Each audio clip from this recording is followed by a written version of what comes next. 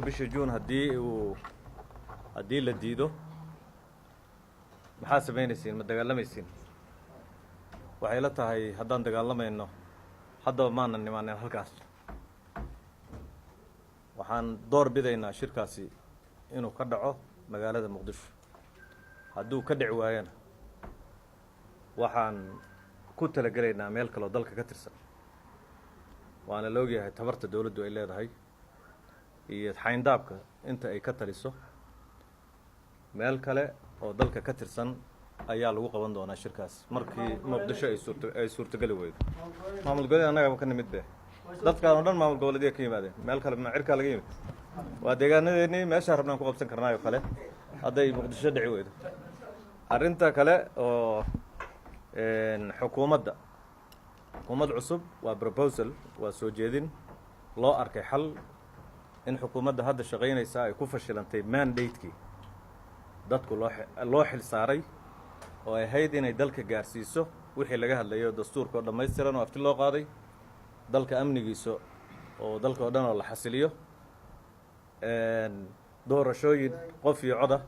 oo la gaarsiiyo dalka way ku fashilantay marka mandate-keedii way ku fashilantay waxaa la soo jeediyey qofka fashilma ama kooxda fashilanta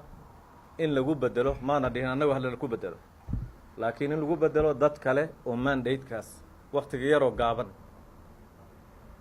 ka shaqayn kara gaarsiina kara dalka waxyaalahaas la tabayo oo dhan oo xukuumaddii iyo dawladdii la rabay inay ka shaqayso waxay ku fashilantay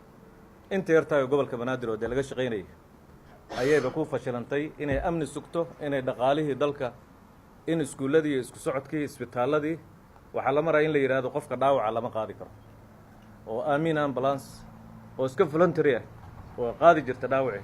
in la yiraahdo lama qaadayo halkaas horta baashi ay ka rogatay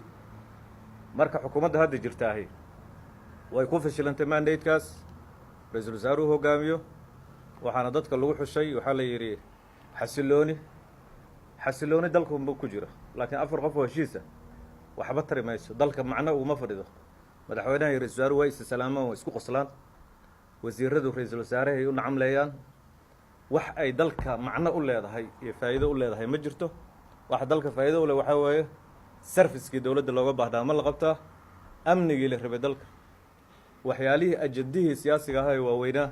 oo dastuurkii iyo electionkii ma laga shaqaynayaa ma lagu aamini karaa dadka hadda jira marka taasaa keentay proposalkaas in la soo jeediyo waxaan loo soo jeedinayo waxa weeye madaxweynaha weey hadda waxay la tahay xukuumadda asaga unbaa bedeli kara